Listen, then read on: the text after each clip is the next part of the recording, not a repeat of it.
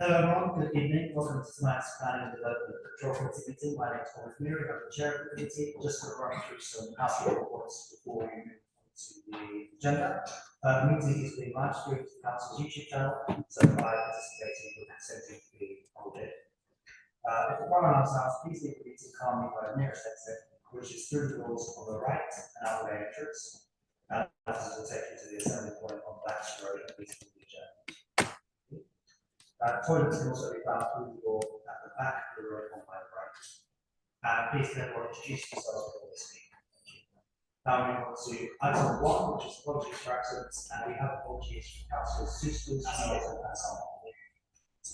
Item 2, declaration of interest. Do members have any declaration of interest?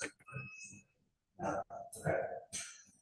Item 3, minutes of the meeting held on the 3rd of December 2024. Are minutes agreed?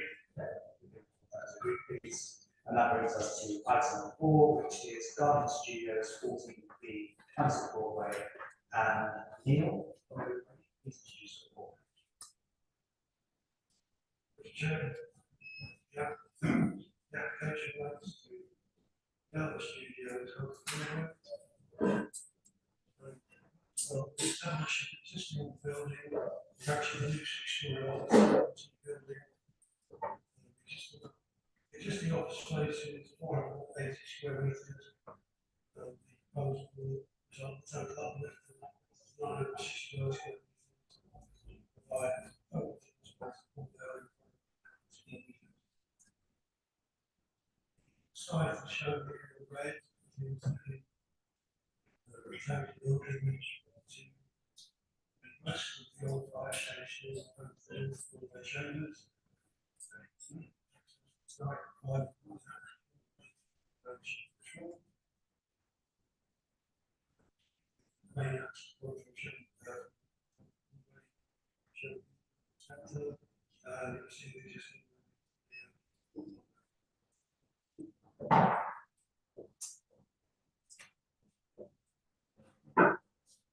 The site is within the Outer Conservation Area. All fire stations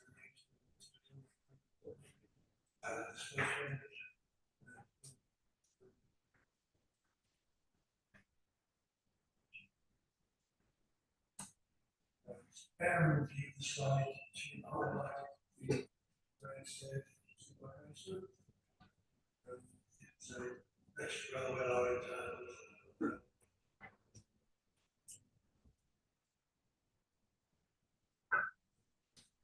peer review. Show that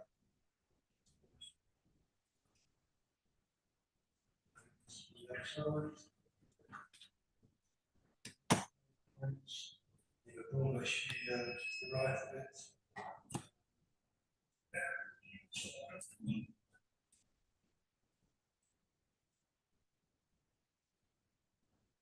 Southwest over the station for the sites. The proposed elevation of these buildings, the elevation of the railway lines, setback walls,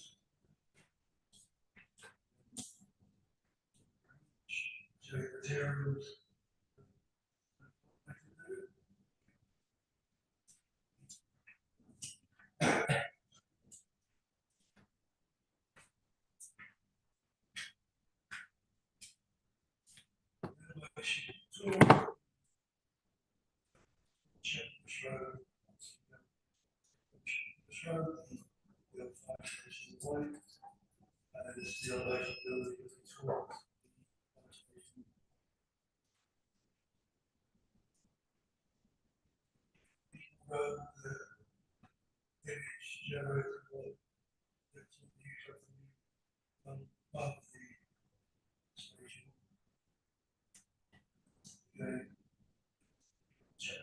Itself will probably the chambers to the building, the fire station building, and this from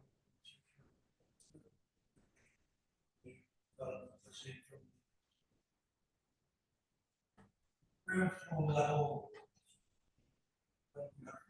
Cafe area, cycle storage, this element here, workspace, leading to the two staircases at the rear of this wall. First floor level, this whole floor will be workspace. The second opposite the bathroom, like there, and then slightly there we should have PV panel with an area where the acids infects them. This view from the residential properties to the currently station. The full plan showing the fire station is 12 flats. Plans here indicate all the dual aspects and the rear facing towards the new development. Predominantly, from the kitchens and as well as that are listed here at the moment. Floor. And then we have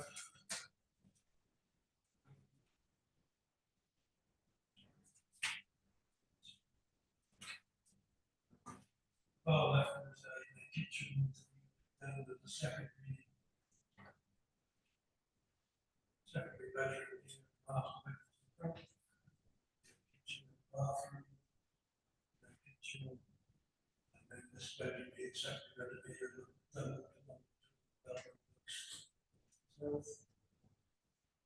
Third floor, then you have similar layouts, secondary bedroom, kitchens, and bathroom on the rear kitchen. Kitchen, bathroom, secondary. 12 objections, this summary of the terms raised, they don't meet the impact of light, privacy, light, or extraction. So often, construction of the impact of railway. Like assessment, the principal considered the acceptance for an office in town centre location, which includes just under 20% formal workspace, which is the benefit of the left at 40% discount to the market rate. Dive keep the high standard, compatible with the character of the neighbourhood development. The neighbourhood residential amenities specifically acceptable to impact on the old fire station units. Site car level 3, site park provided. Construction relations, school acquisition, work practices, again, school acquisition. The pumps with the process, and then multi-percent of the acquisition sectors. That determines the full workspace discount, the contribution.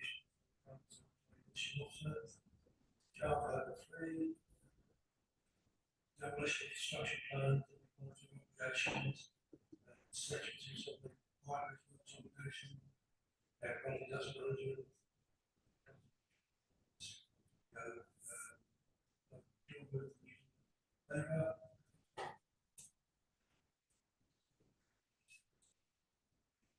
Option 5, where still around 77,500 pounds. Account local still at around 93. That's a recommendation. Rather than subject to condition, not subject to satisfaction.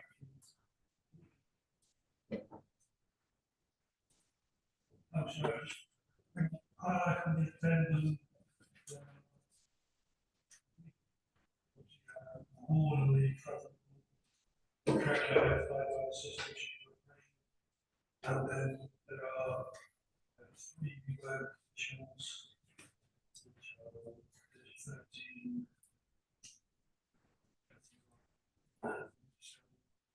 two conditions, 18 and 19. Covered by condition report. Two additional paragraphs, one based on standard, and one clarifying the required safety information, and the other is clarifying some clarity on the Okay, thank you very much. So we've got three speakers. We have Scott, is it Bracken or Bracken?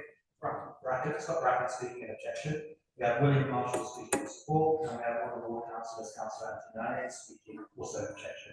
So Scott, would you like to go first? And Councillor Rowe. And if you just press the button on the right, you might touch the green.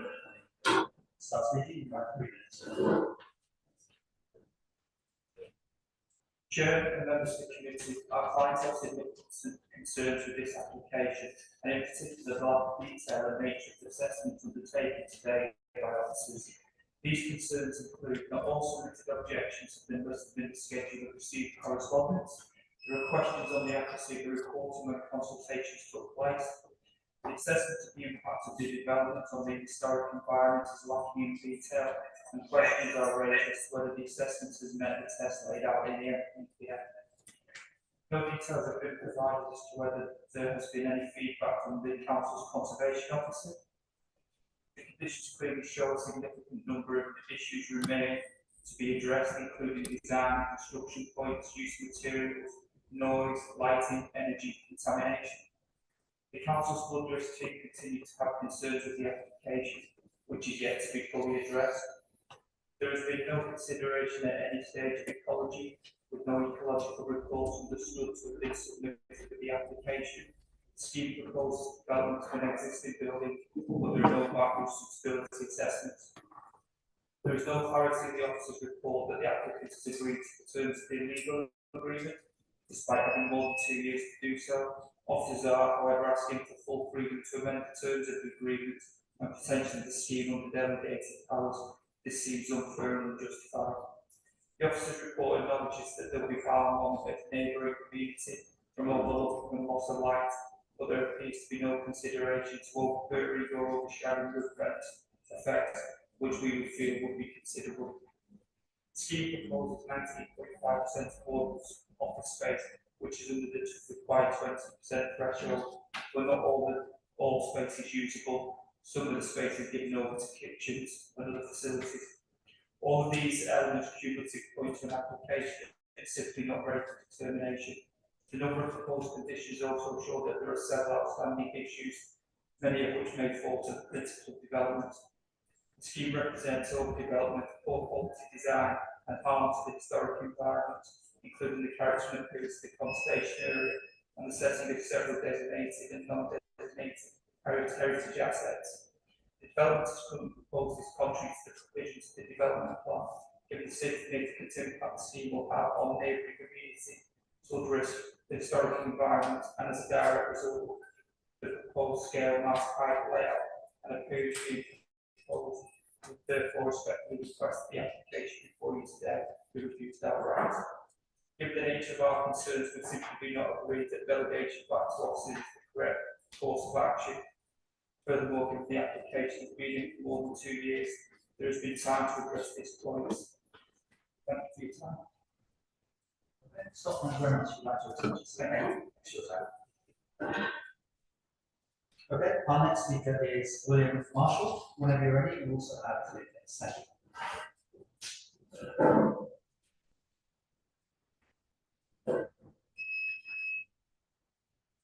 Thank you, Chair, and good evening all. My name is William Marshall. I'm speaking on behalf of the applicant in support of this application. So we submitted this application in 2022 following pre-application advice. Since the beginning, we've been working hard with planning officers to deliver the best possible scheme for the site. Design, local amenity, daylight sunlight, and impact on the road network and full workspace have all been discussed in depth, and we now have to support the council planning team and presenting today. It's been established in the officer's report that the existing buildings of the locality are not fit for purpose for use. There's also low density and underutilised, and therefore it doesn't constitute an appropriate building in its highly accessible central location.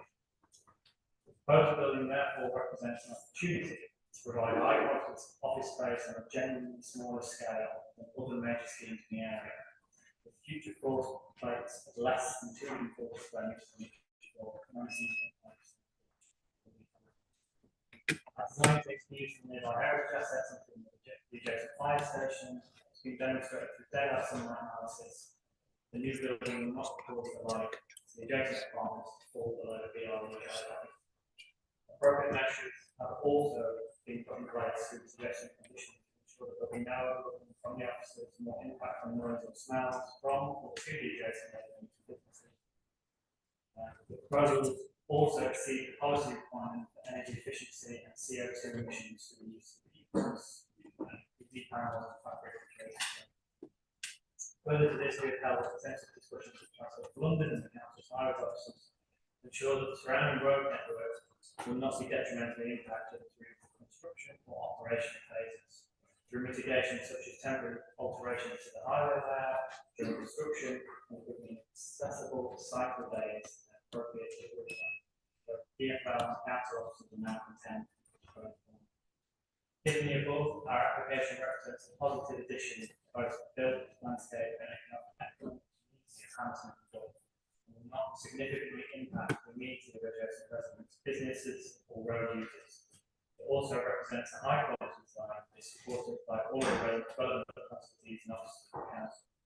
Thereby respectfully requested that the application is approved. Okay, thank you very much, William. Thanks for your time. Give that to your seat. Thank you. And that brings us to the final speaker, Councillor Anthony. If you'd like to come to the front, you do have unlimited time to support council, so we trust you. Thank you. I'm Stella Anthony, Councillor for Green, and I'm here to represent our residents who are deeply concerned about this scheme. They are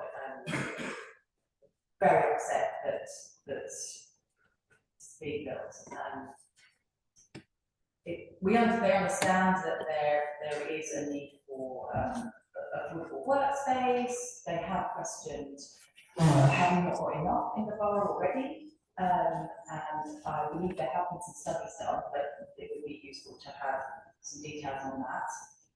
And as we've heard, it's not actually meeting the sort of optimum requirement of 20%.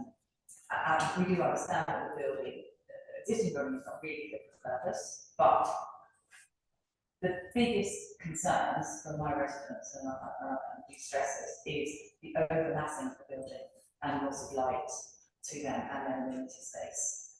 And so really that's something that we need to really make sure has been addressed properly. And so I'm seeking to object on this scheme. Firstly, the views are going to be lost, towards the west.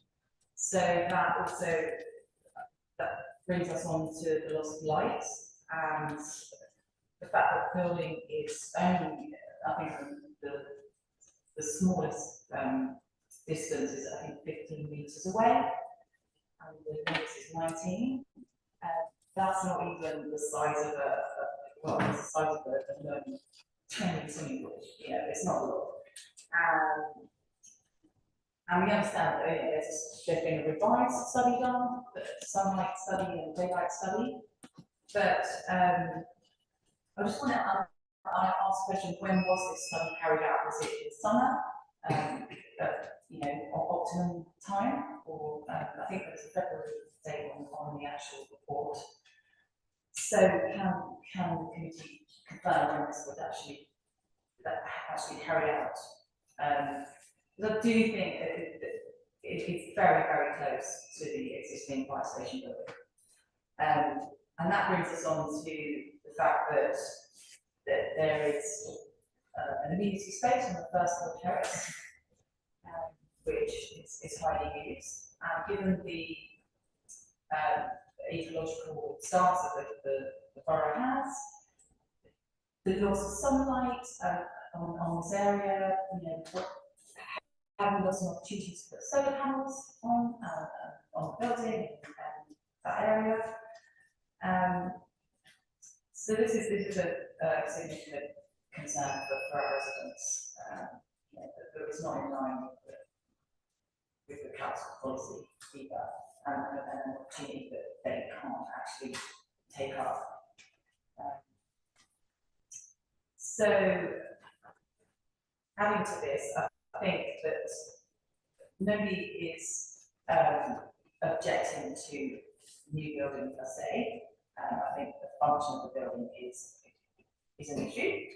But I do think there's been a lack of consideration in detail, and it could be definitely significantly lower just to increase views. Maybe the massing could be changed to reduce it back towards the one of the west to the north side. I know that it's stepped back on the roof, but I think it could be stepped back to the sides as well, possibly to one side.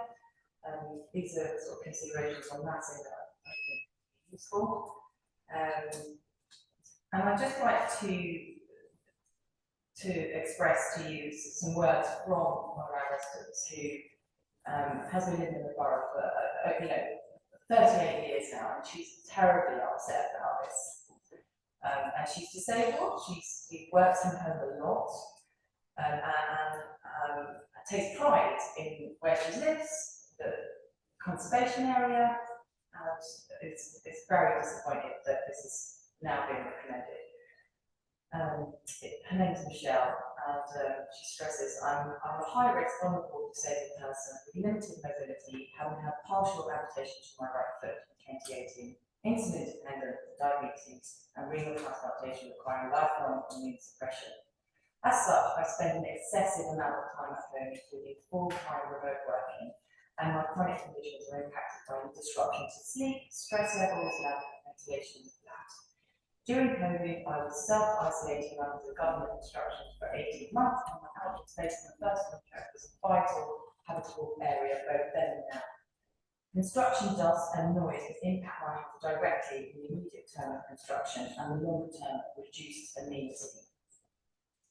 And my neighbour at 1C, the old fire station, also with access to the first floor terrace, has remitting MS and is also homebound. She cares for a young infant of 3 years old, she has limited mobility, well, actually 5 now, so it's been ongoing. Has limited mobility and requires access to outdoor space on their terrace for health. And I just think that the impact of the construction on a big, it's not a huge building, but it's significant size, will be detrimental to their, living conditions. While it's going on, we all know that construction sites go on longer, so they're not really against development, but I just think in this case, we need to really consider the massing and the loss of light, loss of amenity for residents, and the hellish impact it will have during the construction for them. So, on behalf of our residents who are hoping and praying that there can be a change today, I urge you to consider these considerations carefully and ask to revise the scheme and reject it and put it in the Okay, thank you very much for your time. Thank you. Thanks. I'd just like to turn the mic off. Sure, thank you so much. Thank you. Great, thank you to our 3 speakers. Now we'll move on to questions for officers. I'd just like to start questions there. So, as we'll know, construction noise is not a material consideration that we can consider as a committee. But if you could just reassure us that all the usual controls around construction, mitigation, and the rest of it will be in place. Yes, that is that is the case. We've been looking for construction management plans, demolition management plans, which set out how those matters would be looked at. And as is common with most developments within the borough. Thank you. And if you could just answer the question that the councillor raised about when the study was carried out. The the daylight study was submitted in, the date is dated November 21. I mean, it's a scientific sort of calculation based on the information about levels of sunlight, levels of daylight, what they normally are, and it was carried out in accordance with the guidelines. But I can't say specifically what date it was carried out, but it doesn't need to be carried out on a specific date. It just needs to make sure they cover all the factors in the guidelines. Okay, thank you. Do we have any other questions? Yep, Councillor Schwartz-Verdier, and then I'll come to Councillor Trey. Thank you, Chair. I have a lot of questions, so I'm happy to yield after this one to Councillor Tree. Starting with page 33 of the report, you tell us that in the relevant planning history section, there were earlier iterations of the scheme in 2019 and 2020. I wondered if you could tell us more about, or maybe not in too much detail, but just to understand what were those previous schemes and what happened to them.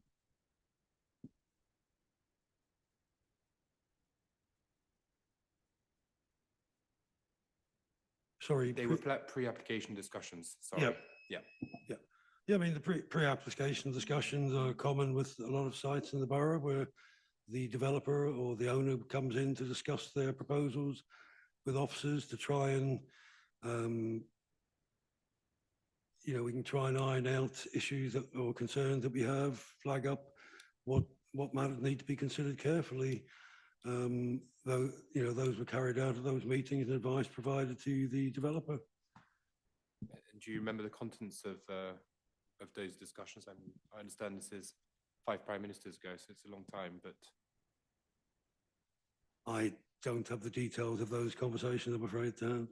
So would you say that the scheme hasn't varied significantly since pre-app, basically? From memory, the scheme that was submitted certainly took account of advice that was provided. That's all I can say, I'm afraid. Thank you. Yes, I mean, taking on board the comments that have been made, one construction is considered acceptable, but another not. Now, to me, construction, the mitigations of construction, dust, noise, etc., the same regardless of what structure eventually ends up there. So I think that, again, is not particularly materially important for us to discuss here, because what you're talking about is a different model of construction. So I would like to ask the officers, I mean, we have clearly here shown that the BRE limits are being held, that we're under the BRE limits for light impact. I mean, it sounds like the terraces or that's been impacted is first floor. And it does sound like with BRE being taken into consideration that the light impact isn't huge. I mean, maybe the officers could come back on that in terms of the legality of this.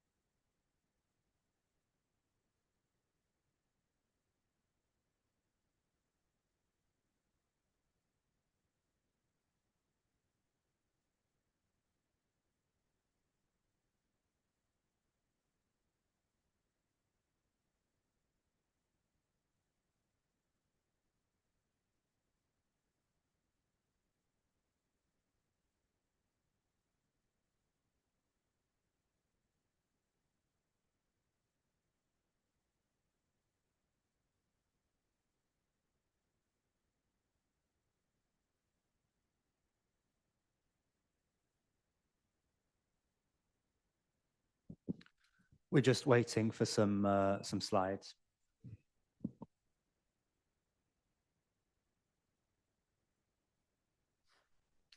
Yeah, I mean, I think this is the area that is being referred to at first floor level, sort of set behind the stairs. It's again partly under the walkways as well, has roof lights leading to above Wagamama's.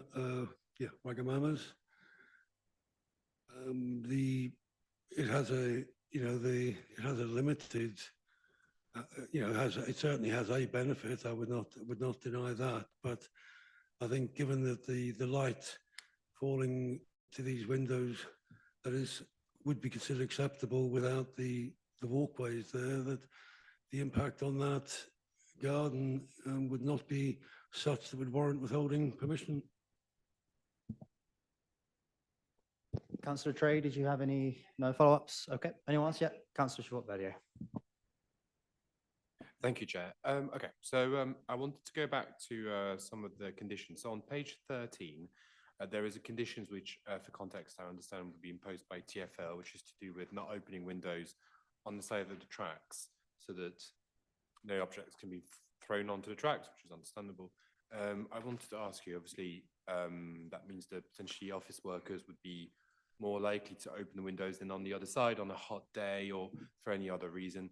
I wondered if there is a condition so that the windows can't be open on that side. I'm particularly concerned about noise, considering the fire station itself is already U-shaped and we're creating sort of an inner courtyard about noise reverberating. Obviously, it's an office. You don't expect it to be too much noise, but you have the occasional office do. People stay a bit longer after hours. I wanted to know, considering there are 2 or 3 bedrooms on that side. Yeah, sorry. I mean, there is obviously any plant that would be on the Udine site would have anti-vibration measures. We've requested details of external artificial lighting to be provided prior to occupation, as well as a scheme for the control and operation of the internal lighting to be approved during periods of limited or non-occupation to be approved in writing by the council. There's also a requirement for a ventilation strategy for the site in terms of the air quality to try and ensure there's no harm there. So, I mean, I think again, the noise impact assessment has to be provided. But I think the impacts in terms of noise and disturbance to the area would be limited by the development. Okay, so the windows can be opened on that side, can they? As far as I'm aware, they wouldn't be, no. Okay, that's positive. Will they have privacy screens on them to any extent?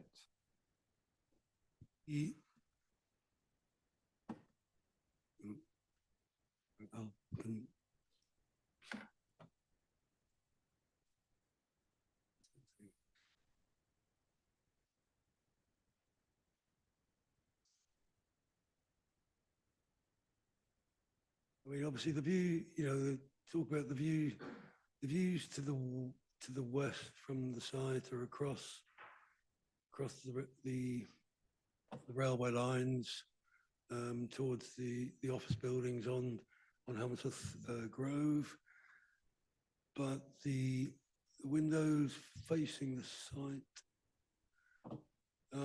do not specifically have privacy screens.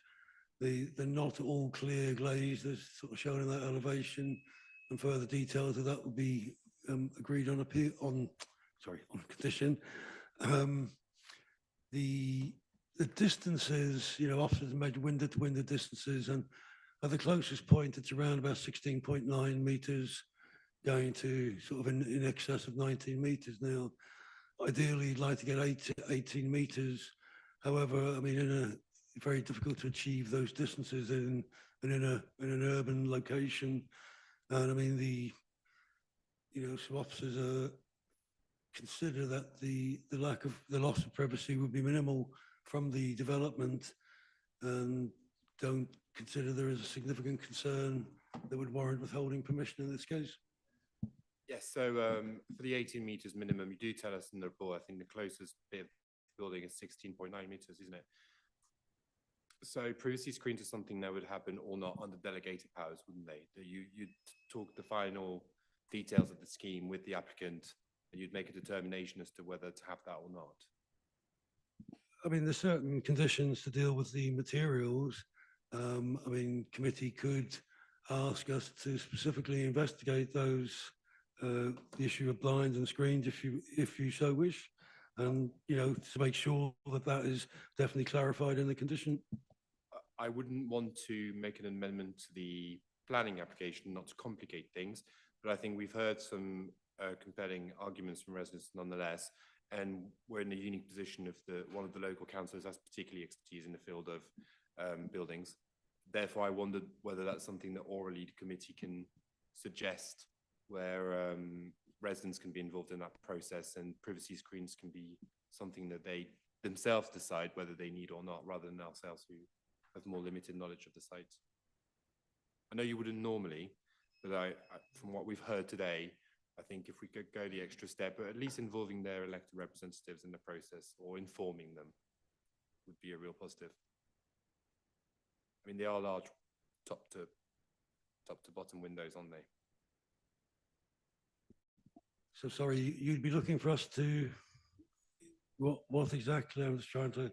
Precisely. You have, if I understand correctly, on the first floor, you have 2 bedrooms. On the third floor, you have 1. Even though one is a secondary, one is a master. On the second floor, it's a secondary. Perhaps discussing with these residents whether they feel like some of the windows need privacy screens, I think would be a positive. I know you wouldn't normally, and I can see I'm about to be told that that's not. Well, Matt, Matt, just before you come in, so councillor, are you suggesting that some of the windows on that side would be glazed, but not all of them? I think residents know best, and I'd like them to be involved in this process, for them to have a voice and be consulted during the process of determining whether that's needed or not.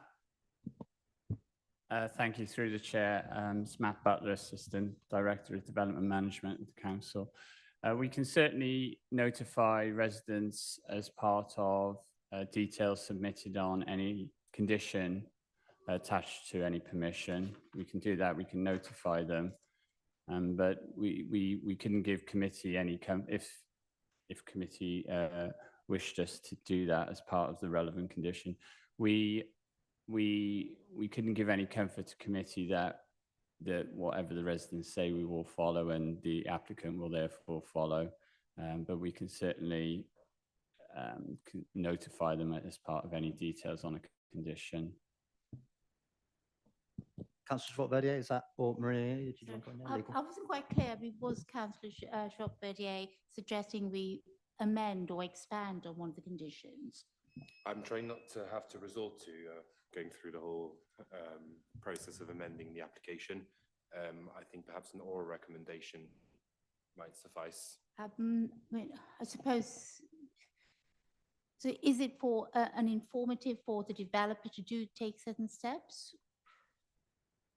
It isn't quite clear, sorry, to me. Well, I'm trying to find a sort of middle ground that is in between suggesting an amendment to the committee and doing nothing really. But I wondered whether this committee can express the view that it would like officers to engage during the process with the representatives and the residents about any further changes. To the residential units across the road? Yes. But that would be going beyond the requirements of the application. Yeah, sorry, through the chair, I understood that this was in relation to the application site itself and what blinds or other materials may be used in the windows. There's not a specific condition we have in relation to that. I'm just checking through the case officer. I mean, we have a condition 3, I think, which talked about external materials, facing materials. I'm not sure that would be appropriate to amend that one. If committee so decided, you could suggest an additional condition to add, which would require details to be submitted of the blinds or other such materials to be used on the inside of the windows or the glazing of the windows, whatever that might be. Right, so is that because, let's say, going ahead, you do engage residents and there are concerns about privacy, that if there isn't a condition specifically that we bring forward or that we amend, then you have no powers to compel the applicant to put in a privacy screen or whatever. Through the chair, if committee approved the scheme, we'd be approving the details as submitted. Yeah. So it's as what's shown. Yeah. Yeah. Okay. Thank you. Councillor Chabot, yes, go ahead. Yeah. Sorry, thank you, Chair. So just, Neil, can we just go back to, I think it's worthwhile just going back and looking at actually what happens on the floor plans for each individual level at the upper floors. So, sorry, on the new development, Neil, on the proposal, yeah. So the closest proximity to the current residential, as you can see on each floor, is for toilets and facilities on the on the eastern facade. And obviously within, so that first bank of windows on each level wouldn't be transparent because of the use. The next bank of windows, if we can just go forward to the elevation, Neil, I think that's quite helpful as well.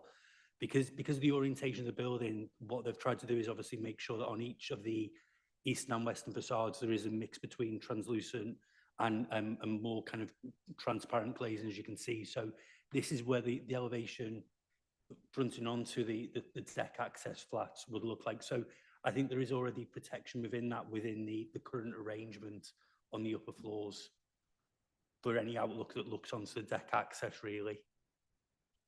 Okay, because it didn't, thank you very much. And I understand that thank you for having these visuals, are really, really helpful. I think on the other one that I could see from the Hammersmith Road, where you can see the building in red through the courtyard, the ones that I understand on the left didn't show. So that it didn't indicate that some of them, so obviously some of them being sort of glazed kind of minimizes that facing and overlooking. So they are ceiling to floor windows. So that's quite, I didn't expect that going into this committee. So, so just to sort of go back on what we were discussing then, as you present to us this, well, it's now gone the side where you have, for instance, all the windows on the left side of the building will have that glazing. Is this final, or are these elements that are left for you to finalize with the applicants at a later stage under delegated powers? Through the chair, the glazing materials will be caught within the condition 3. Could you say in which page it is again? Sorry. 12.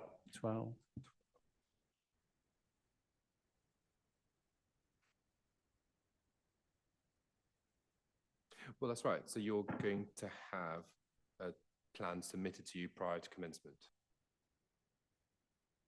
And this will be subject to you reviewing it under delegated power, and you at this stage can consult or at least flag with Councillor Antoniadis. Yeah, through the chair, we have discretion to notify residents as part of details submitted on conditions. It's not a statutory requirement. We have discretion to do that, which we do on occasion. And so therefore, and this isn't for me to say that the residents know better than I do in this instance, but I would like them to have the option to say to you through their elected representative if that's something that they would want to be consulted on. And since you can tell us that if that were the case, or through the chair, that it is possible, then I think I would rest my case. It gives me reassurance enough that some of the loss of privacy, considering that parts of the building, even though I understand it's the toilets actually will be below 18 meters, but nonetheless, I think it addresses some of the concerns. So thank you very much. Thank you. You have more? Okay. Do we have any other questions? Just to, no? Okay, yeah, carry on. Thanks very much. And one of the real positives of this scheme is the affordable workspace. So obviously another condition, details TBC. I wondered if you could tell us more about how, first of all, let's start with residents of the borough, or anyone else outside the borough, I assume, is going to be able to access that affordable workspace.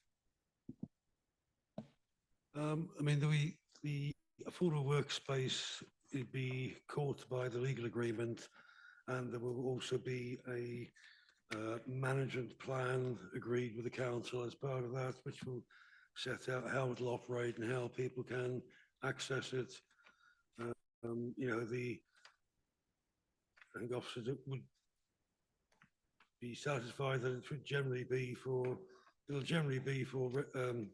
people wanting to work in the borough who would be looking to work there.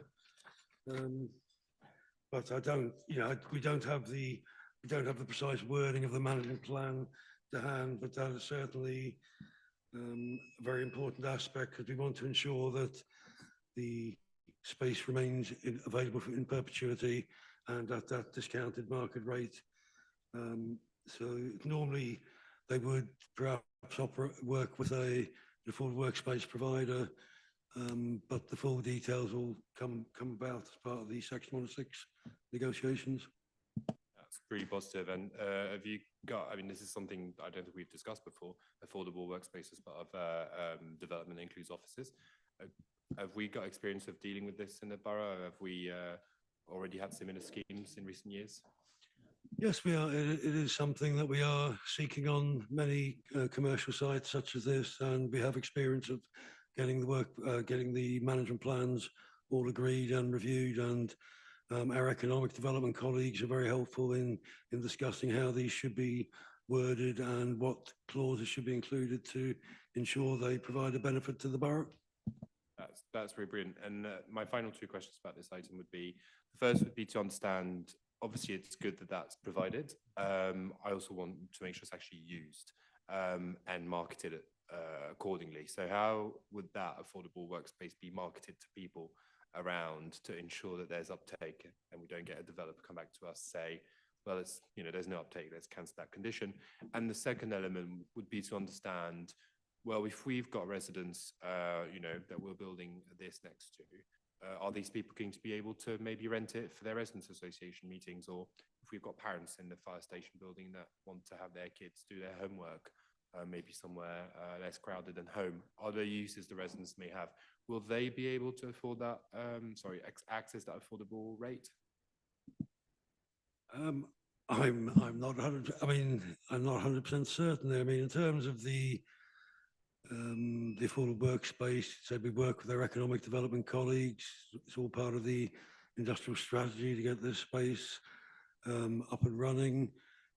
Lots of small businesses that are looking to get space. I mean, this particular site, smack bang centre in the middle of Hammersmith Broadway, is an ideal location, right, obviously right next to the underground. So great links and everything. So, you know, we would have to work closely with our economic development colleagues on that and how to manage and run.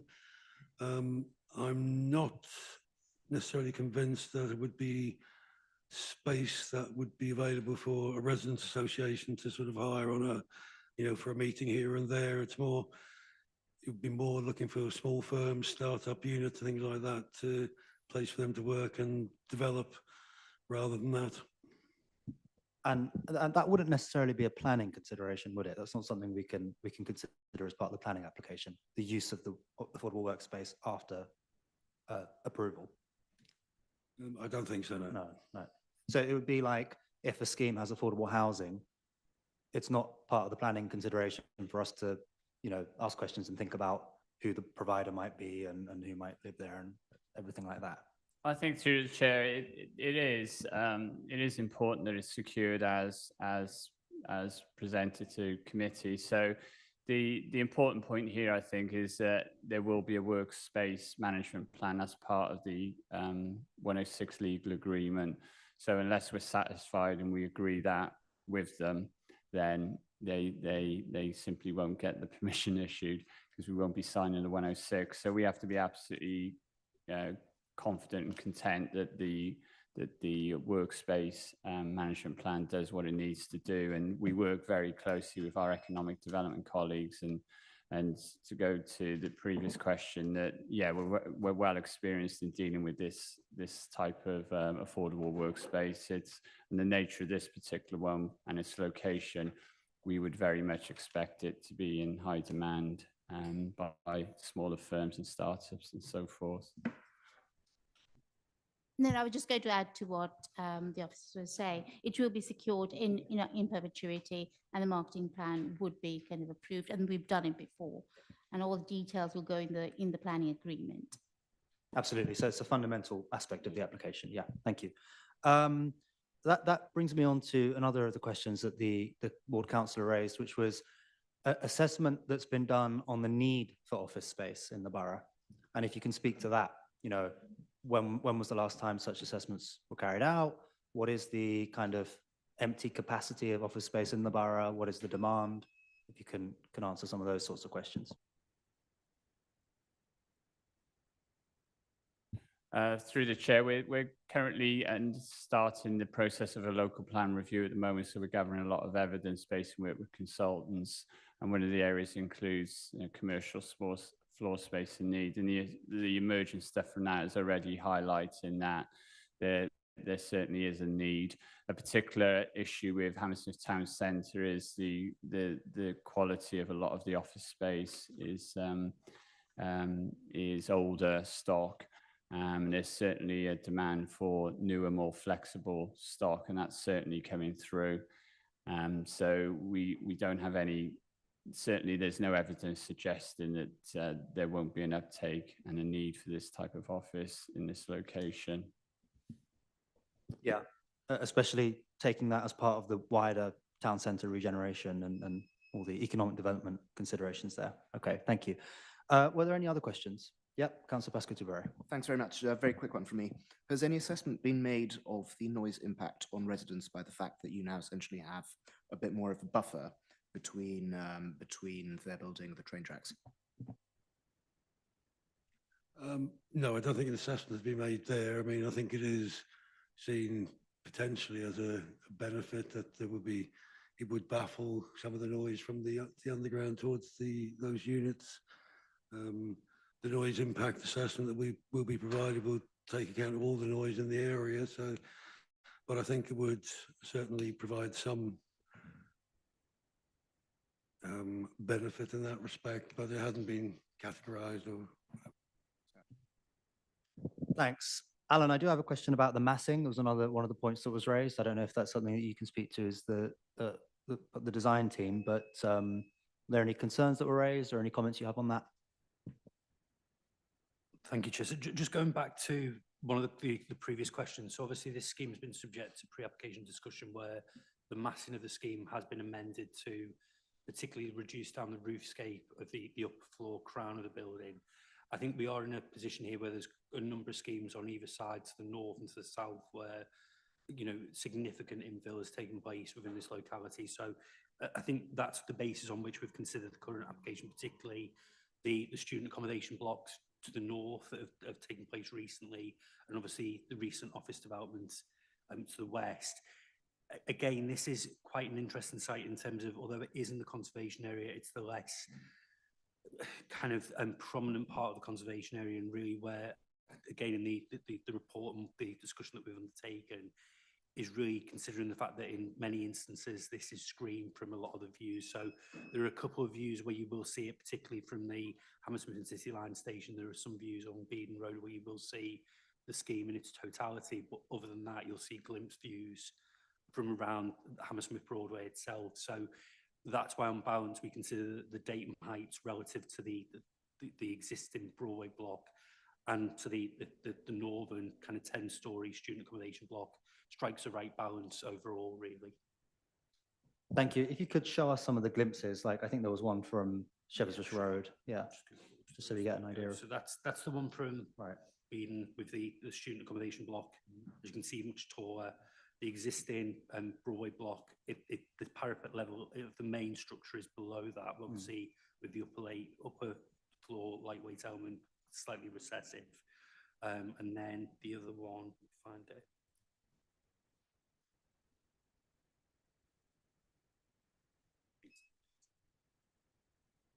And these are the ones, again, in the gap of a glimpse view along Shepherd's Bush Road. Again, you will have to stop and see that view of the building. If you're walking on the street, you wouldn't really perceive it, I don't think, if you're, undertaking kind of a journey from the station up to, say, one of the restaurants or up to Shepherd's Bush itself. So you will have to kind of stand in that location to see the scheme overall. Okay, thank you. That's helpful. Any other questions? No further questions. Okay, in that case, we'll move on to voting.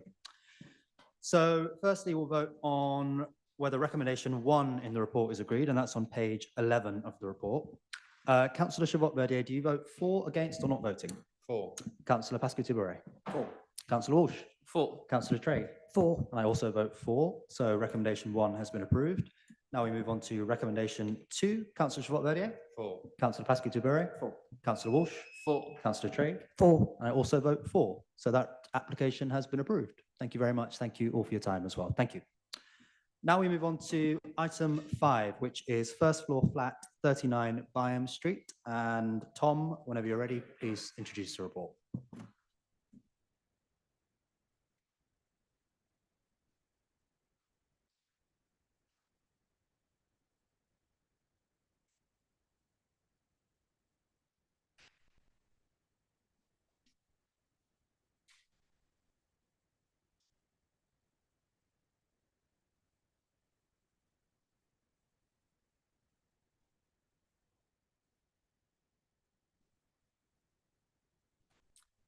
Thank you, Chair.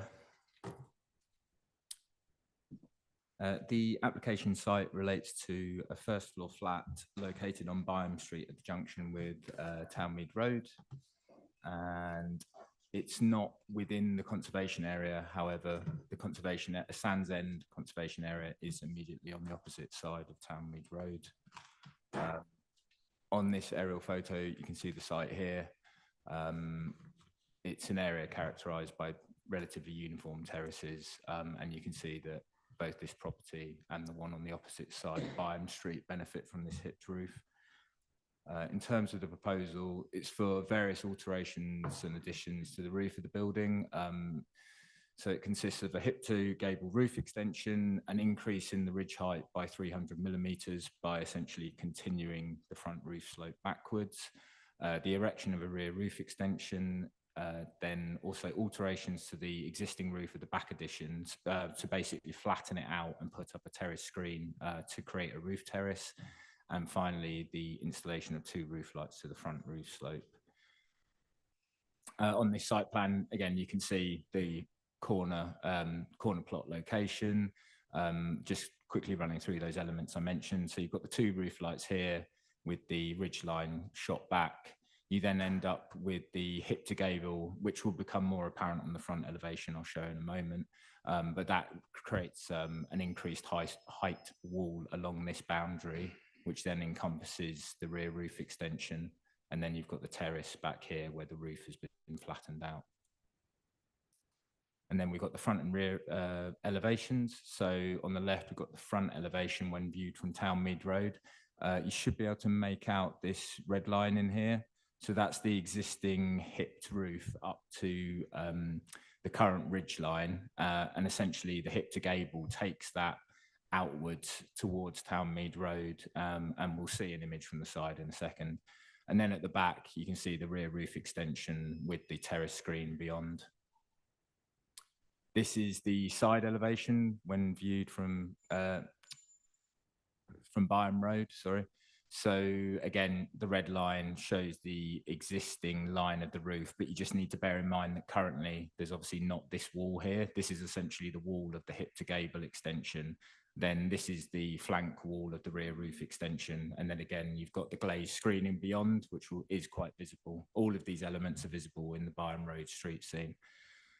This is just a brief view from the other side. So you get this slight extension to the parapet wall, and you can see the small increase in the ridge height here. So that's the rear roof extension. And then you've got the terrace screen extending out beyond the existing parapet wall. Just going quickly through the floor plans. So it's currently a 1-bed flat. As a result of the internal reconfiguration and the extensions, you'd end up with 3 bedrooms. So 2 bedrooms at first floor, and then 1 bedroom in the roof and the terrace at the rear of the property. This is the front elevation. So Byam Street's on the left-hand side. The ground floor is a separate flat accessed from Townmead Road. The access to the flat is over here on Byam Road. But on this image, you can see that the ridge line is perceived within the street scene. So as you walk along, you will be able to see that there will be a difference. Currently, the ridge line is very consistent along the street. This is the side elevation on Byam Road. So this, I think you can really see what I was talking about in terms of the hip to gable. So essentially this sloped roof would be brought out towards Byam Street, and you'd then have the rear roof extension continuing out the back. And then the roof terrace is on this element of the roof back here. This is just aerial view along Byam Street. Again, as I was saying earlier, you have these hipped roof elements being almost like a feature at the entrance to these roads. And I know it's quite hard to make out. I'll show some more photos later on, but you have a similar sort of style at the end of a lot of these roads. So it's very characteristic of the area. This is the view from, I think it's Stevendale Road down Byam Street. So this is the opposite end, where you essentially have the same sort of thing, where you have these pitched roof terraces, but at the end you have a hipped roof, which is very sort of traditional and characteristic of the area. And then this is, oh, sorry, I think it's Tonbridge Road. Sorry, bear with me 1 second. Sorry, Broughton Road. Again, you can see that you have these hip roofs essentially at the end of these terraces, which sort of frame the entrance to each street. And that's down Byam Road opposite. So you again get that view of that hipped roof in the street scene. And then just in conclusion, the character of the terrace currently, as I've set out, is quite consistent with hip roofs to corner properties, which form these entrances to the roads. The position of it on a corner plot does make it highly visible. And the hip to gable roof extension, rear terrace would be highly visible, dominant, incongruous features, which would fail to appear subordinate to the character of the building, would adversely impact on the street scene. There is also another concern about the impact on the neighbour on the side, because they have some rear-facing windows in very close proximity to where the terrace screen's going, and obviously that results in a build-up of the wall on that side, which could adversely impact on their amenity. So the recommendation is to refuse for those two reasons. Thank you, Chair. Thank you very much. Thank you for your report. We don't have any speakers, so we can go straight to questions for officers. I'd like to start. So you mentioned there at the very end, the neighbour that officers have assessed would be impacted. Has the neighbour made any representations themselves? No, we haven't had any objections on this one. But obviously, in all cases, even if a neighbour doesn't object, we still have to consider whether there'd be an impact on their amenity. Sure, So that's what we've done. But yeah, they haven't objected. No objections or no representations? contact. No contact from 152 Talmead Road. Okay. So officers are recommending refusal on design and amenity aspects. And to my mind, the design and amenity changes are quite negligible, actually, especially considering that the application would deliver an increase in housing space. So I'd like to understand why officers have come to that conclusion. Is it simply because of the sort of, symmetry with the house on the other side of the street? I mean, it's not in a conservation area, so there shouldn't be any sort of conservation considerations. If you could just explain the rationale behind that. Yeah, so I think probably the first point in terms of sort of delivering extra bedrooms, we have to bear in mind, I mean, this isn't really a consideration within this scheme, because ultimately we're looking at it as an extension to an existing unit. So wouldn't be something that normally comes massively into the consideration, but we have a need for both one bed and larger units. So I wouldn't say there's necessarily a huge benefit from getting extra bedrooms, because ultimately you're losing another unit for which there's a need, perhaps a more affordable, smaller unit. So that, I guess that's my point on that side of things. In terms of how we've looked at the design aspect to it, we've looked at policy DC4, which is our one in relation to design, and it obviously sets out various points that we have to look at in order to determine whether something is acceptable. So, I mean, I've just got the summary here. It is on page 68 of the agenda, paragraph 4.4. So it's saying that extensions should be compatible with the scale, character of existing development, neighbouring properties and their setting, successfully integrated into the architectural design of the existing building, and subservient and should never dominate the parent building in bulk, scale, materials or design. So I think from officer perspective, it fails all of those points. And in terms of the benefits of the scheme, it perhaps isn't like a larger scheme where you maybe get a benefit of multiple extra units, providing new housing in the borough. This is purely just an extension to an existing unit. So yeah, I hope that answers some of your questions. Thank you. Do we have any other questions? Yep, Councillor Pascal-Tisbury. Thanks very much. I get all of this, but I do note that on the corners of Ben Rosa and Stevendale, and on the corners of Kilkye and Stevendale, exactly the same extension has been done to a very, very similar corner property with a hipped roof, which now has that extension. I also note that in Byam Street, we already have the roof line considerably disrupted by, I think, an early 1950s building, which I think replaced a bomb site. So in a way, I absolutely get the aesthetics of preserving that street corner, but I wonder whether you could equally make a valid case in planning that these considerations should also be balanced against the wider need to, help people achieve their aspirations of increasing their living space in an area where damage, for want of a better word, has already been done. Yeah, I think we would always look at the character of the area and other extensions that have been carried out. And I don't have the details of those particular ones in front of me. So there may be historical applications that have been granted in the past. There may have been things that were done without planning permission, but equally, these elements are still very characteristic of the area. And there's still a lot of examples where it has been maintained. So when we then set that against the tests within the policy, there is a significant concern. So I understand what you're saying. And I guess if we had a scenario where a lot of these hipped roofs had been lost, a lot more, and perhaps down Byam Street at the either end of the road, we might be coming to a different conclusion. But with what we have in front of us and with what we have in the immediate area, and particularly along this road, it will be a change that, we're concerned about. Thank you, Chair. Just to come in on this, I think this image on the screen now is quite helpful just to understand, as Tom said, in terms of the context of the site. So I think although it isn't in a conservation area, there is still quite a lot of characterful references within these terrace properties. And as Tom mentioned, along Byam Street, there are a number of instances where these properties have quite a shallow roof, plane and pitch in terms of the ridge height of the building. So I think the concern is here it's in terms of creating a precedent for future uncharacteristic development, where any development to get meaningful headspace within the attic would mean that you are going to have to increase the height of the ridge of the building. That then coupled with the change from a hipped roof to a gable roof is impactful in its own right. And then if I just go back to the kind of the drawings, I think then as you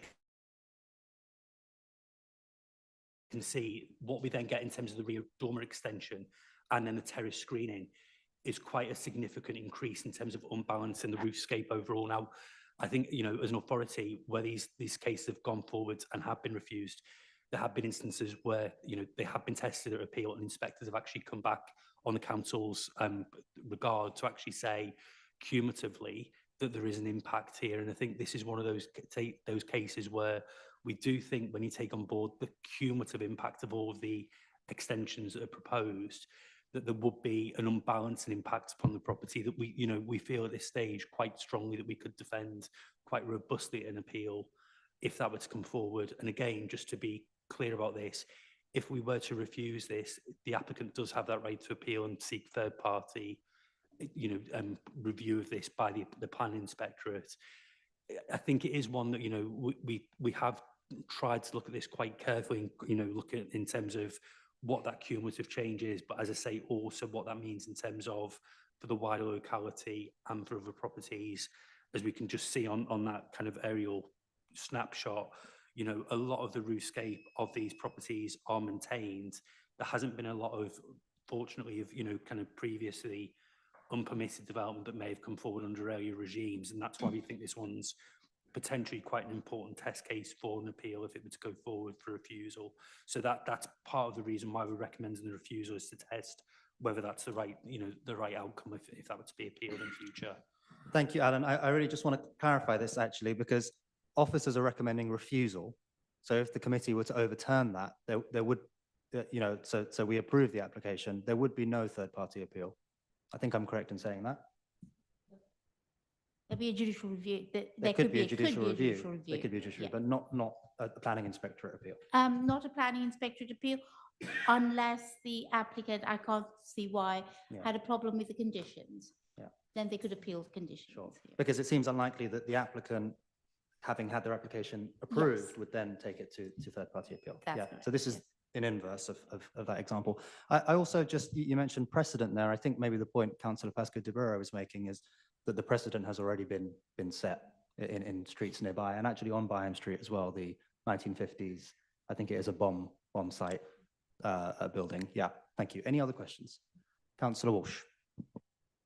Thank you, Chair. I want to ask about the planning history, because I know you say that there's no planning history mentioned in the report, but also you do make reference to this being a flat. Has this always been built as two separate apartments, or do you know approximately when this was subdivided?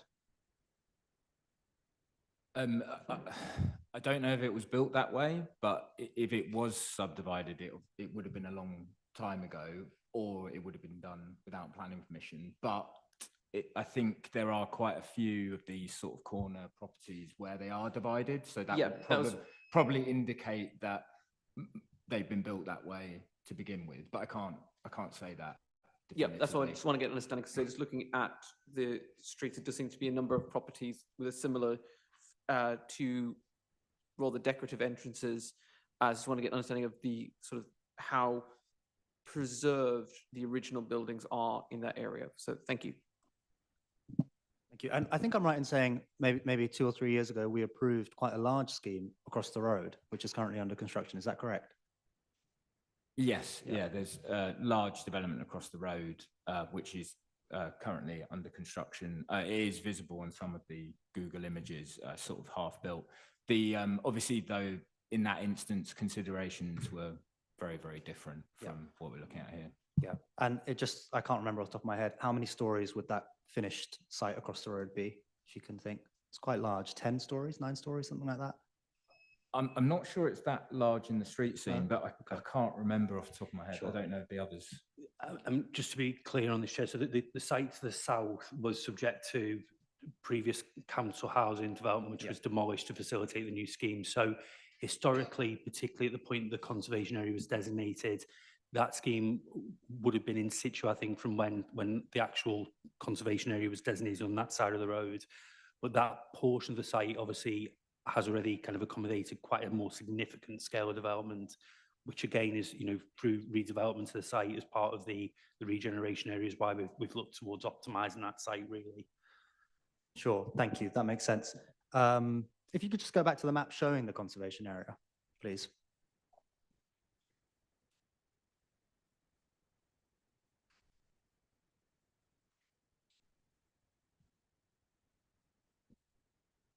So where exactly is the conservation area there? The conservation area is in green, so it's this hatched area in green. So it's immediately on the opposite side of the road. The site is this one on the corner in here. Okay, thank you. Well, so am I right in thinking that that large development we just spoke about is in the conservation area? Yeah. Okay. Yes. Okay. Thank you. Any other questions? Yeah, Councillor Trey. Yeah, go ahead. Well, what I was interested in is the side elevation that as it goes up. I mean, when we looked at the roof spaces, what I noticed was the roofs actually were lots of different colours. Now, I live on Crabtree Estate and down Woodlawn and Stevenage, you get a lot of development on the corners, and where the wall goes up, they just do a continuation of the wall, and that's what flattens out the side. And do we have a forecast of how they would do that side? Would it be continuation of bricks? So from the side, actually, you would just see a taller wall, because it wouldn't turn into roof because it would be flat. And then, do you see what I'm saying? From Byram Road, and then you'd see glass screening and quite a modern scape to the back. I mean, I think that it's not problematic, because as I said, I live in Crabtree. I see a lot of corner developments where basically the wall just goes higher and they take away that roof and it becomes a flap. So yes, in answer to the first part of what you were saying, it would be a continuation of the wall. So currently, you can see on here, currently the flank wall finishes basically where these dotted lines are. So that would be the side eaves, that's the roof slopes down. That would then get built up in brick. Like you say, that is something that is found in various places in the borough. However, as we've kind of been trying to point out, it's not necessarily characteristic in this area. So we need to be looking at how that fits into this area, not how it fits into any other part of the borough. Yes, going back to, if you go back to the roof picture, we see a whole different variety of colours and roof finishes. And I think it's very seldom that people worry about what they're going to see from the sky, but we worry about what we're going to see from the side. And I'm not offended by having a taller wall in red brick compared to a lot of the pictures we saw of that area. I mean, one of the pictures you showed literally had a big white 1950s on the left-hand side. And I was like, well, what are you telling me?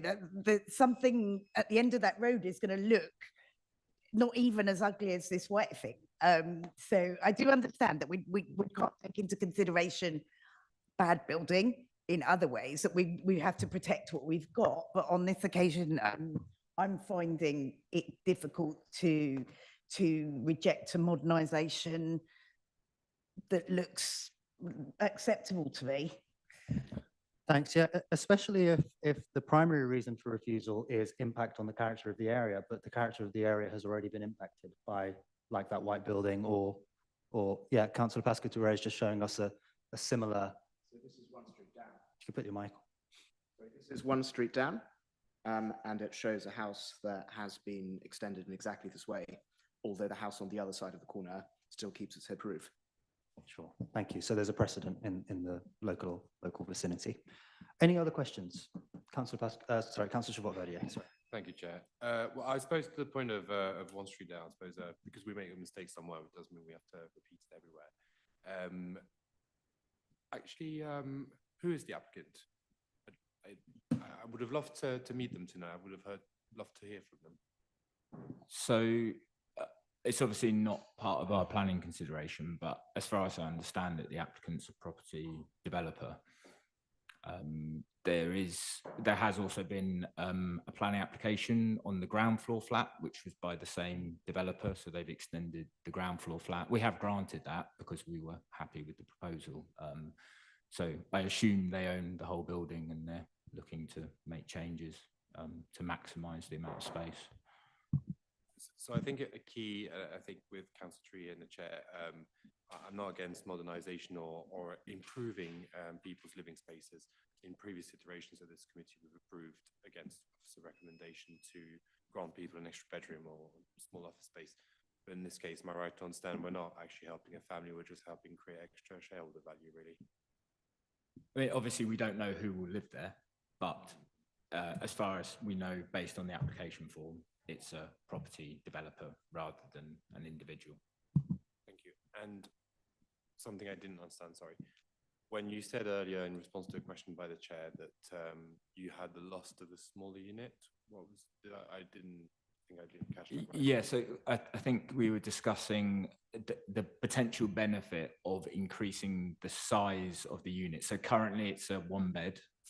With the extensions and the alterations, it would be a 3-bed. So the discussion was around the relative benefit of that, again, you know, potentially against any harm, although I wouldn't say that's something we should be looking to pursue, but that by gaining this 3-bed unit, you lose that 1-bed unit because obviously it's now in a different form and we have a need for units of both types. So although there might be some people looking for a 3-bed, you're losing another unit for which there's still a need. So, yeah. And which is there a need for the most? Sorry, I don't have the figures. I know that we have a need for for 1-bed, 2-bed and 3-bed units, but I don't know percentage wise what the greatest need for. I appreciate we are going out of the bounds and this is the planning consideration. However, do we have any memory of the site granted across the street and what the makeup of that was, whether there was an emphasis on family-sized homes or 1 bedrooms? Do we remember that? Oh, the larger scheme on the opposite side of the road. The thing to bear in mind with that to start with is that there was a very different building there. So, you know, on this side of Townmead Road, it's much more sort of 2-story Victorian terrace scale. On the other side of the road, it was a very different scale of building, and going towards the river, it's a very different scale of building. So they're just, although a larger development has been allowed there, there's a very different character as you move beyond that side of Townmead Road, and there would have been lots of benefits which presumably would have been taken into account in determining that something of that scale was acceptable, like a significant, I guess, uplift in the number of residential units towards housing need. But I don't know, but I assume there would have been affordable housing there as well. But I don't know that because it was some time ago. I think off the top of my head, there was considerable affordable housing as part of that scheme. I think that was the major kind of thrust of it. Do you want to carry on and then we'll go to Councillor Trey? It's just to close on thank you for those responses, to say, actually, rather than to make a decision, I appreciate we've spent probably double the time now on a very small application than we did for the previous one. It would be good to make an informed decision on the basis of what's most needed in the area. So I don't know, I appreciate it's a bit putting you on the spot, but rather than actually make a call on whether I like styles or, you know, I feel like it's disrespected or not. There's a need for one, then I'll support one. If there's a need for the other, then I'll support the other. If we could find any form of information from that. I understand where you're coming from. I would just want clarification either from legal or from the officers if that is a planning consideration. Housing need in the borough, and if the site across the street has X number of bedrooms and the rest of it. I don't think it is, but what's your advice?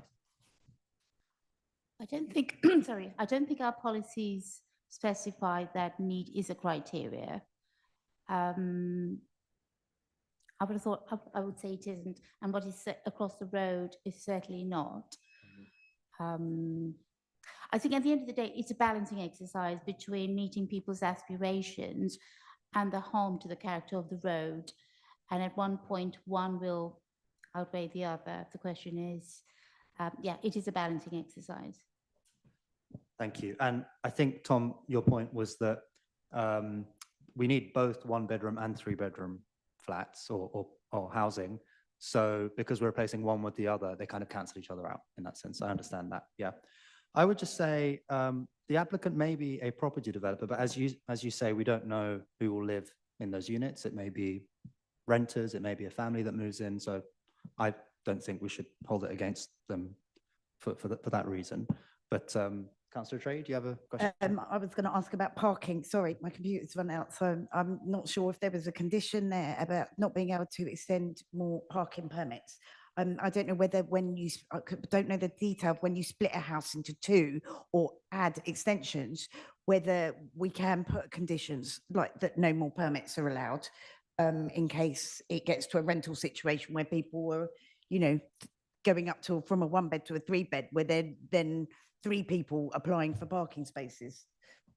Thank you. So my understanding is that if committee overturns the officer recommendation, then included in that, we will pass powers for officers to decide conditions under delegated authority. And I think I'm right in saying we could also include that in that delegated authority. If the officers thought it was appropriate, then it would be included. Sure. And if you can think of any sort of similar schemes, do you think that would be, you know, if we did overturn officer recommendations and we passed on powers to put conditions in, would you put in a condition for parking restrictions? So if a property is being subdivided and you're creating additional units and there's an uplift, then we'd be looking to put restrictions on additional parking permits, but not where it's just an extension to an existing unit. We wouldn't be able to justify putting that on. Also, we can't do it through conditions, so it'd have to be through a legal agreement. So obviously it's a bit more complicated, but I think the starting point is that it's not relevant to an extension to an existing unit, albeit I understand what you're saying in terms of you could potentially get an uplift in the number of people, but it's just not reasonable for us to impose that sort of restriction on an existing unit being extended. Any further questions? Yeah, sorry, Matt, go ahead. Oh, sorry, just committee may find it helpful through the chair. I think that if you're looking at this scheme and in terms going back to the previous question about the relevance of the additional bedroom being created, notwithstanding what my legal colleague advised, I would have thought that if you're trying to weigh up the impact on the character of the area and any harm or otherwise, the benefits of an additional bedroom would be a material consideration. I would have thought, I don't know, and I would welcome if the Miralini feels differently. In terms of the need, I don't have any specific data on housing need across the borough. My understanding is the greatest need for housing in the borough is for family accommodation, as I understand it. Thank you for the clarification. Any further questions? No? No further questions. Okay, in that case, we'll move to voting. I'm just going to clarify. So if you vote for, then you are voting to refuse the application. And if you vote against, then you are voting to overturn officer recommendation. So it's the other way around. So now we move on to recommendation 1, which is on page 64. Councillor Chabot-Verdier, will you be voting for? So will you be agreeing with officers, against, or not voting? Sorry. Just for my benefit, just to get clear, so you're now voting on the officer's recommendation, and then if that, depending on how it goes, you will then consider it further. Okay, thanks. Yeah, thank you for the clarification. So you're either voting for officer recommendation to refuse or against officer recommendation to refuse. So Councillor Chabot-Verdier, for, against, or not voting? Against. Okay, Councillor Pascu-Touberay? Against. Councillor Walsh? Not voting. Okay, Councillor Trey? Against. And I'll also be voting against. So recommendation 1 has been refused. Now, just a moment.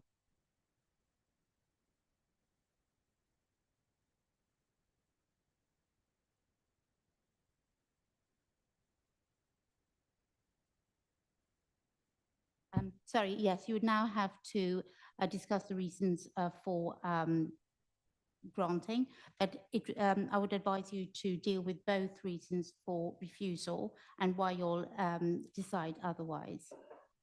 So there are 2 reasons for refusal that have been given. So as you're overturning it, you'd have to give your reasons for overturning both those reasons. So there were 2 reasons, design and amenity. So yeah. Thank you for the clarification. So on the design point, I think that, and we'll vote on each one of these individually. So committee members again have a chance. I would say the design impact is not significant. So I think maybe we can take that as one reason, and we can vote on that now if committee members would agree. So Councillor Chabot-Verdier, would you agree that would you vote for this reason that the design impact is not significant? No, I would. No. Sure. I think it is significant. Okay. That's... Okay. Maybe we can word it not significant enough to refuse the application. Especially given the presence of similar alterations in the area. Especially given that that the precedent for exactly the same kind of application has already been made in the area. Is that something you'd be prepared to vote for?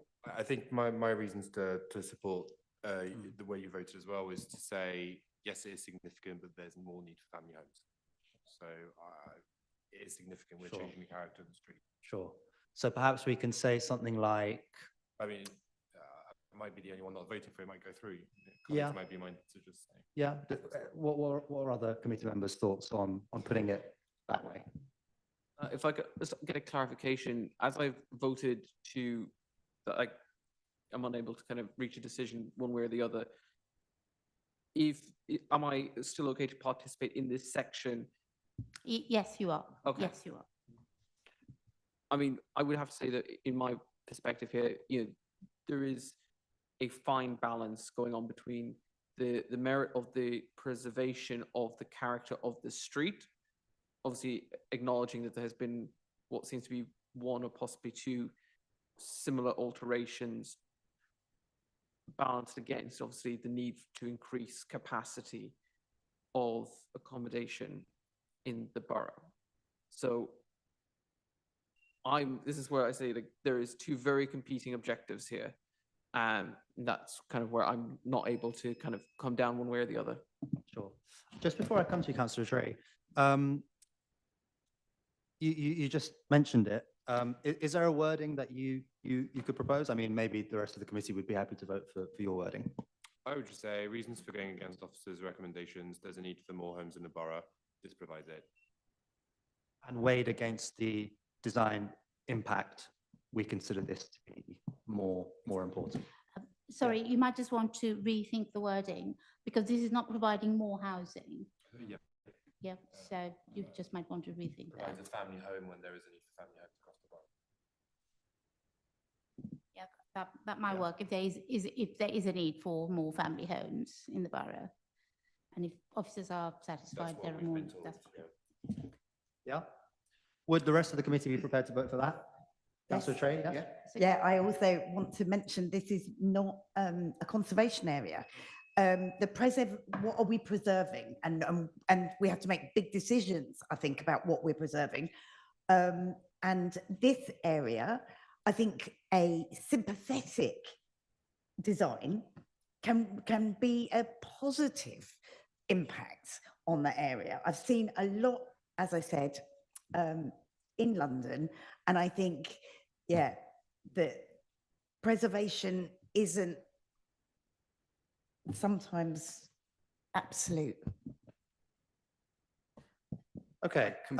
Just to say, I completely agree with that. These areas can't be pickled in aspic. These houses, by and large, been sort of knocked about quite a bit already, and we really have to balance these aesthetics and the idea of having this perfect street against the fact that people need somewhere to live. Yeah, and it's not a museum. It's a living city and area. Yeah. Is there? Yeah, go ahead. So sorry. Once I've decided, just want to make sure that we take it down correctly. So yeah. So if you could just read it out to me, I'll take it down. I'm also happy to let colleagues suggest anything else they might seem more proper, but the wording I would have is the need to provide family homes outweighs the potential harm to the area. Potential design impact. So need to provide family homes outweighs. The committee considers the need to provide family homes outweighs the potential design impact. Thank you. Yeah, and I mean, I was thinking to take design and amenity impact aspects as one. I don't know if it was intended as one reason for refusal or if we need to. I would say take it as two because the second one refers to a specific property to the rear as opposed to general amenity. Unless officers have any comments? No, that's correct. So perhaps, so that's the first reason for refusal. We can vote on both at the end. Perhaps, would it be permissible to say that because the resident hasn't objected and hasn't put in any representations that's not permissible? No? How about something like, we consider the aforementioned benefits to outweigh any potential impact on that resident? Amenity impact on that resident. Would that be permissible? I mean, if that's what you want to go ahead with, that is, yeah, it's, yeah. Would everyone else agree with that wording on the second one? Yeah? Yeah? Okay. So actually, Legal, if you wouldn't mind reading the first one out and then we can vote on it as you've got it down there. So Yeah? let me just make a note of this. Sure. With the second one, you're saying the need for larger homes outweighs the Potential minimal or potential impact on 152. 152. Yeah. Thank you. So the reason for approval, committee consider that the need to provide family homes outweigh the potential design impact. Thank Yeah. you. So that's the first reason for refusal, which we will now vote on. Councillor Chabot-Verdier, for, against, or not voting? First reason for approval. First reason for approval. Apologies. Yep. Are you voting for that reason, against, or not voting? For the reason, yeah. Thank you. Councillor Pascal-Dubure. For. Councillor Walsh. For. Councillor Trey. For. And I'll also be voting for. So that reason for approval has been approved. And if you wouldn't mind reading the second reason, please. Thank you. The need for larger. Sorry, your mic. Thank you. The need for larger homes outweigh the potential impact on number 152. Did you want to say minimal impact or just potential impact? I'm happy to leave it as potential. I don't know if anyone else. Yeah, potential. Yeah, I think we'll leave it as it is. Yeah, thank you. So, Councillor Chabot-Verdier. For. Councillor Pascal-Dubure. For. Councillor Walsh. For. Councillor Trey. For. I'll also be voting for. So that reason for approval has also been approved. Remind me now, do we need to vote on the whole thing again, or yeah?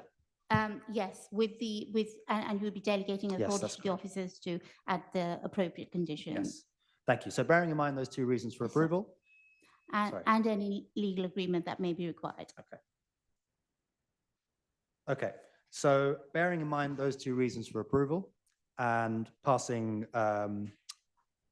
empowering officers under delegated authority to decide any conditions or any legal agreements, Councillor Chabot-Verdier, do you vote for, against, or not voting to approve the application? No. Now we're voting to approve. Okay. Yeah. So, for. Thank you. Councillor Pascal-Dubure. For. Councillor Walsh. For. Councillor Trey. For. And I'll also be voting for. So that application has been approved. Thank you. Thanks very much. Got there in the end. Now we move on to item 6, which is highway outside Shepherd's Bush Station. And Neil, whenever you're ready, please introduce the report.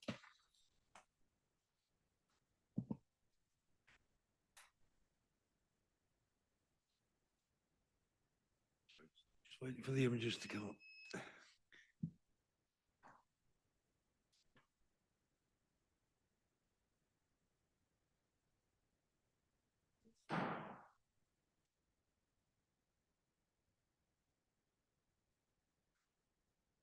Thank you, Chair. The application is a council's own application for market stalls outside Shepherd's Bush Station in Plymley Place. The map there shows the Shepherd's Bush Station on the north side of Shepherd's Bush Oxford Road, and the stalls would be located roughly in that location. Temporary planning permission was granted for the stalls back in, I believe, 2019 for a couple of years. Then they changed, they were more lined up on Plymley Place at that point. They then changed position to in front of the station on a temporary permission again, which has since expired since the application was submitted. So the site's in the Shepherd's Bush Green Conservation Area, and I've got some show here there, the station and the 3 stalls would roughly be there. They're selling for the selling of fruit and vegetables and flowers generally. And I've got some images there this sort of taken last week. You see the flowers on display. Quite a lot of bikes, things stored out there, but we have checked our highways colleagues, and there is sufficient space for pedestrians coming out the station to manoeuvre. So this application is for permanent permission, and officers are minded to recommend approval for this. We have had a couple of objections from local residents, as although significantly less than on the previous applications. Concerns raised about noise and disturbance from the stalls, servicing it from Stern Street, Shepherd's Bush Place, and sometimes about the size of the stalls. Let me show you the image. I mean, this is Stern Street, heading toward the station. You see a van parked there. That was one I think that been used to set up the stalls.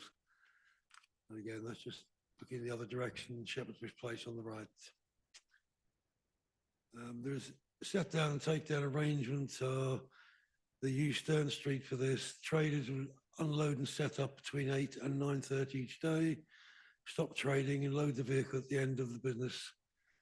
Both traders would vacate their site by 7:30 each day. And due to the size of the stalls, there's no need to replenish during the day. All stock will be removed from the vehicle at the above times.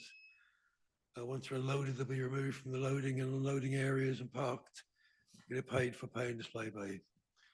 The site is monitored by the council's market team, particularly on a weekly basis, to try and ensure compliance. That is it. Thank you. Okay, thank you very much. Do we have any questions? Yep, Councillor Schwartz. Thank you, Chair. Yes, I understand and agree completely with what's said in the report that contributes to Shepherd's Bush vibrancy and local culture and just the identity of the area. Nonetheless, we've got complaints from residents that the use of the street behind unload, particularly in the morning, has been sort of done outside the hours of 8. I wanted to ask you if that condition existed in previous rules of operation or if that's been added now. The condition did exist in the previous application.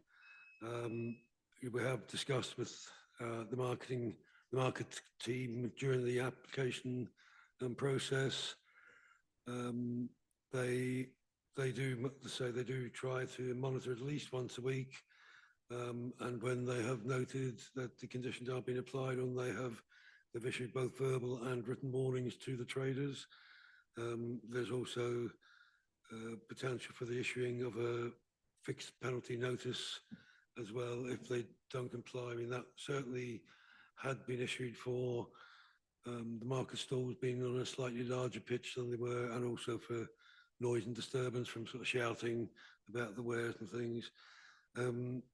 If it's brought to their attention that the vans are parked in unauthorised areas, then that is they've certainly passed it over to the they can't fine for that, but they passed the details over to the parking colleagues to deal with the breach of the parking condition.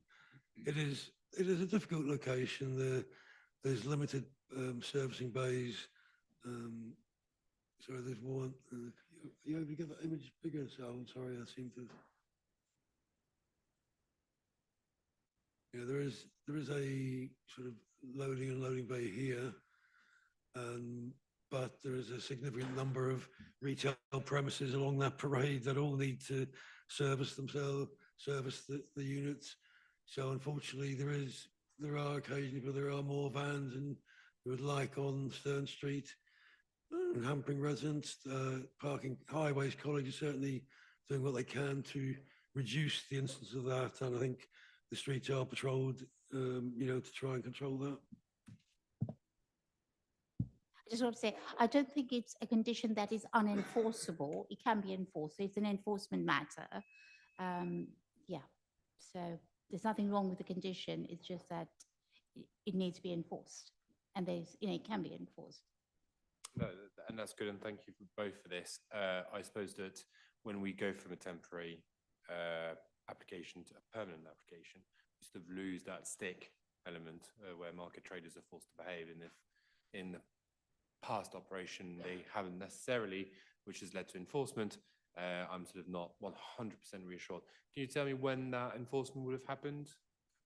Do you have knowledge of that? I mean, certainly the information I have is there were 2 verbal warnings issued in May last year to the traders, and then there was written warnings in June 24, and then in November 24 there were further verbal warnings with a view to referring the matter to the law enforcement, the local enforcement team for the issuance of fixed penalty notices.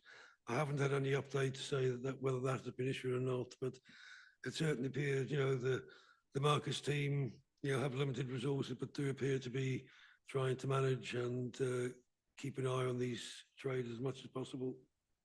And that's a real positive, I suppose. If residents were to come up with further evidence, bring up the noise and nuisance teams, etc., relevant people, and it was found that they weren't operating within the parameters that we set in this application, would that application then be cancelled? Essentially, if the traders are not doing what we're telling them to do, does that mean they can't have this application is cancelled, or they? Yeah, No, I mean, well, the application itself is for the use, 3 stalls selling, conditions restrict the goods to flowers and plants, fruit and vegetables. It's not to say that somebody else couldn't take over those pitches. I mean, I think one of the Marcus team, they've got these various steps of verbal warnings, written warnings, fixed penalties. And if, you know, somebody did continue to really breach all those conditions and pay no attention, then there is the chance that they could lose their license, but then another person may be able to take up that license. I mean, I would hope, you know, they have this step process that they realise they do have to try and pull themselves back. And I mean, in terms of noise, I think that I've spoken to our noise nuisance team, who have not received any complaints about noise. So I don't know. The shouting of the wares, I believe, was early, middle of last year, early last year. So that may well have ceased, or it could well be the residents know they go to the market team to report this rather than that. But we certainly haven't had any noise complaints that we're aware of. So that even if we approve this, the council can still remove the trader's permission to operate. They can remove the license if they breach, you know, the conditions of their license. Yeah, that's a separate matter. Yeah. You know, the traders would have their license from the market team. Yeah. So the planning permission will continue. Yeah, but yeah, not necessarily the license to operate. So Yeah. if they breach their licensing conditions. Exactly. Yeah. Just a bit of a legal geeking out. If they breach a planning condition, can their market license be revoked on the basis of that? No, because that will have to be dealt with under planning, so as a breach of planning and not as a breach of licensing. Thanks. Any other questions? No? Okay, move on to voting. So voting on recommendation 1, which is on page 75, Councillor Chavot-Verdier. 4. Councillor Pascu-Tibere. 4. Councillor Walsh. 4. Councillor Tray. 4. Now also be voting 4. Now we vote on recommendation 2, which is also on page 75, Councillor Chavot-Verdier. 4. Councillor Pascu-Tibere. 4. Councillor Walsh. 4. Councillor Tray. 4. And I'll also be voting 4. So that application has been approved. Thank you very much. Now we move on to item 7, which is confirmation of a tree preservation order. And Alan, whenever you're ready, please introduce the report.